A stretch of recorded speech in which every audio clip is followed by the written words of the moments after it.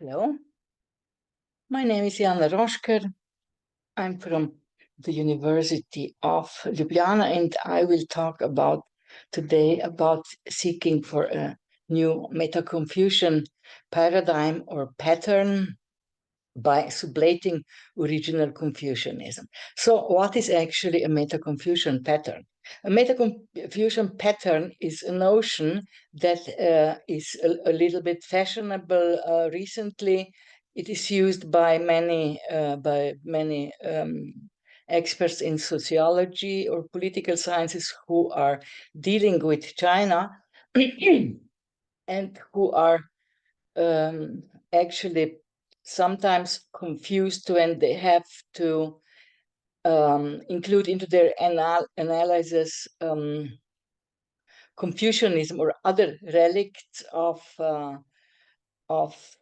traditional China, which represent ideologies that are still relevant also in contemporary Chinese society, because it is very quickly one can see that Confucianism is not a monolithic ideational building, that it is very diverse, that it constitutes of many various streams of thought or currents that are not only different from each other, but sometimes they are also in mutual contradiction. So most of the people are used to see Confucianism as a barrier, hindrance to modernization, as a very reactionary, very conservative ideology which hinders critical thinking, and which advocates absolute obedience of the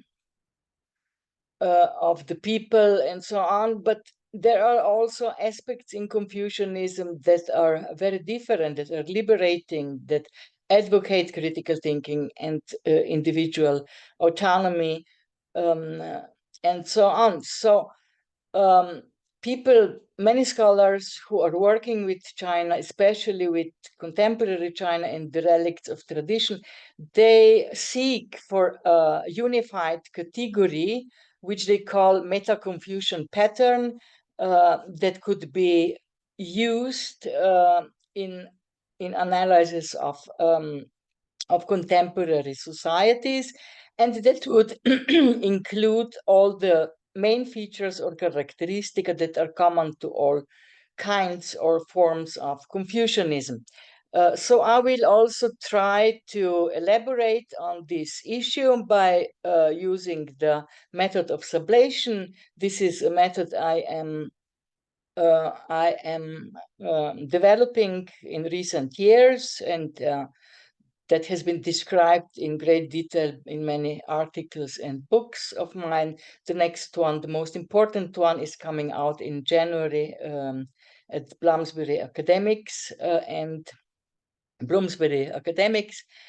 And I have no time here to introduce this method in detail. It consists of 8 phases. It is a processual method. It consists of 8 phases, which will be shortly introduced as I use them, as I go along. So the method of sublation is shortly dialectical method, which is based on complementarity and which works with 2 comparata. Typical comparata is a Latin term which refers to objects of research. So we will use 2 comparata and put them in a mutually dialectical relation. These 2 comparata will be the so-called political and the so-called philosophical Confucianism. They constitute maybe 2 mainstreams of Confucian thought that really constitute what we call Confucianism, Rujiao and Ruxue in Chinese, respectively. So these 2 streams of thought manifest themselves also, among other issues, in 2 distinct interpretations of autumn and spring annals, Chunqiulong, namely the Gongyang commentaries on the one hand and Guliang commentaries on the other. If we browse very quickly through Chinese intellectual history, so we can understand how these two distinct streams of thought were developed within Confucianism, we can say that philosophical Confucianism was shaped in the Warring States period, and it consists of original Confucian teachings created by Confucius and his two most important followers, Mengzi and Xunzi. Political Confucianism, on the other hand, was the germs of political Confucianism were shaped in the Han Dynasty by Dong Zhongshu, who has created the first Confucian state doctrine, and he did so by integrating many elements of legalism into the original Confucian teachings, and he succeeded to do that by interpreting original Confucianism through the lens of Xunzi, who is, as we all know, mostly regarded as a bridge between Confucianism and legalism.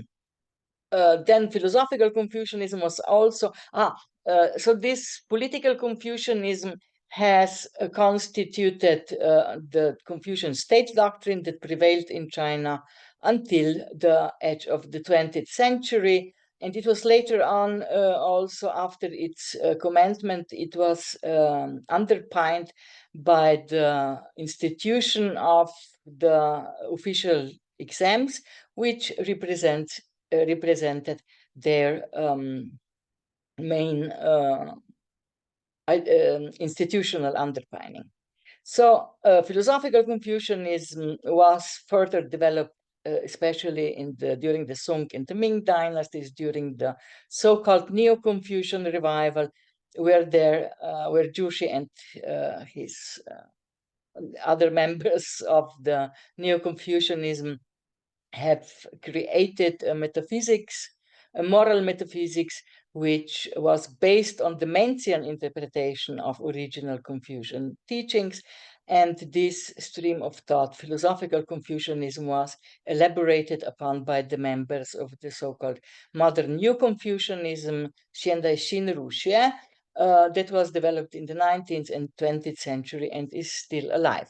So let's try to get these two comparata into a mutual complementary relation by the method of sublation. And let's proceed to the first phase of the sublation process. It consists of the formulation of a research question, which, and in our, this research question has to be relational. And in our case, we will ask about how does each of these two comparata see the relation between individual and societies. The second phase of the sublation process is that we identify similarities in how both of these comparata are dealing with this central research question. There are many similarities between them, and I will concentrate here on three main similarities. They both, namely, emphasize the importance of harmony, the importance of hierarchy, and the importance of the cultivation of moral virtues. Now, the next phase of the method of sublation is the phase 3, and in this phase, we detect and identify some differences, but not differences between the two comparata as such, or how they deal with this question, but differences that become apparent within these similarities. Because in-depth analysis can show very quickly that these similarities are similar, but they are underpinned by completely different approaches. So both streams of thought, both comparata, come to this conclusion, which is similar, by following completely different approaches. And this has then also consequences for different implications of this apparent similarity. So let's look at the first similarity for first, and this is that they both emphasize harmony. But if we analyze original sources, we shall see very quickly that philosophical Confucianism understands harmony in terms of diversity, while political Confucianism understands is as unity and also as the collective enhancement of the state. So let's take a look at the second similarity. This is they both emphasize the importance of hierarchical relations, but political Confucianism sees hierarchy as a garant for clear division between higher and lower position and functions, and this can then this should be maintained. These differences should be maintained in order to also preserve a stable social order. But philosophical Confucianism sees hierarchy also different. It does not see it, understand it as a model of relationship where the higher element has absolute power and the subordinate one must exhibit absolute obedience. It is still a hierarchical relation of authority, but this authority is based on concern and responsibility of the upper element, and this manifests itself also in the 5 canonical relations, which represent the basis of all relations in society. And we can see, if we analyze these 5 canonical relations, that there is only one of them which is really strictly hierarchical in the sense how we understand hierarchy. Namely the third relation. This is the relation between the elder and the younger generations, which is really based on an absolute priority of the former. Okay, let's proceed to the third apparent similarity, which consists of the moral cultivation of virtues. The differences between the two comparata are here very easily detectable if we look just at the differences between Mangzi and Xunzi in how they deal with the question of Ranxing, humanness, not human nature, humanness. In the philosophical Confucianism, virtue is an inherent quality that requires development and cultivation. And in political Confucianism, it is not innate, but must be acquired through conscious effort and education. It must be imposed upon the individual from outside. In the next phase of the sublation, we try to connect these differences to the respective frameworks of reference, which are different in the case of both comparata, because philosophical Confucianism follows a framework based upon the importance of personal moral development and places a strong emphasis on pragmatic deontological ethics, whereas political Confucianism is often aligned with paradigms centered on power dynamic and social control in order to be able to maintain effective government. So now on this basis, it becomes easier for us to identify some flaws or insufficiencies of both comparata. So the main flaw of the philosophical Confucianism under the first number is its potential neglect of issues like political power and social injustice. It is simply too much oriented toward human inwardness, and it is too apolitical. But on the other side, political Confucianism can be criticized for its stifling oppressing individual autonomy, and also for justifying authoritarian governance. In the next phase of the sublation, the phase 6, we is try to establish a mutual complementarity between these two comparata by taking the strengths of each of the comparata and by trying to complement the insufficiencies of the other. So philosophical Confucianism's exaggerated focus on ethics and individual moral cultivation can complement state doctrine's excessive focus on governance, and which suggests then a model of leadership rooted in moral integrity. So, but the practicality of the state doctrine of the political Confucianism can also enhance the sometimes abstract ethical ideas of philosophical Confucianism, which is exaggeratedly apolitical, as we have seen.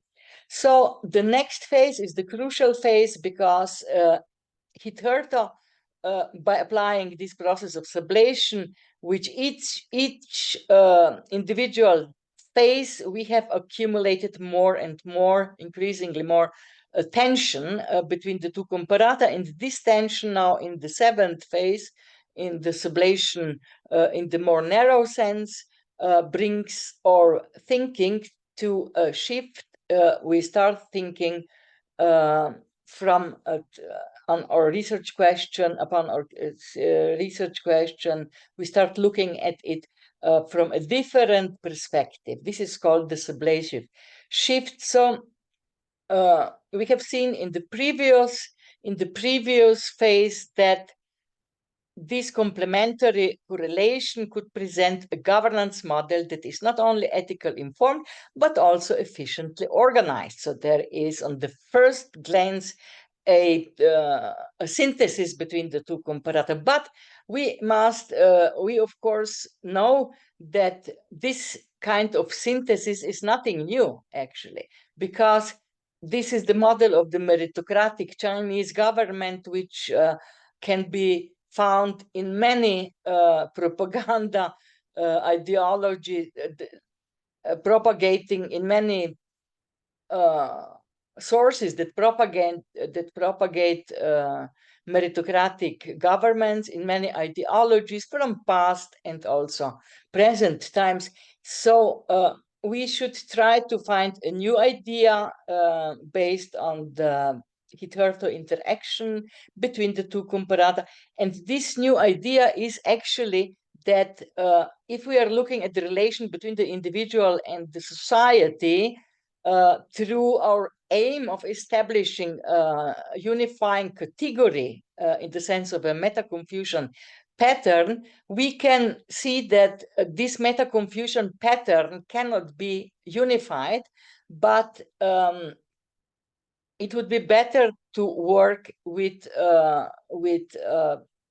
binary categories in this sense.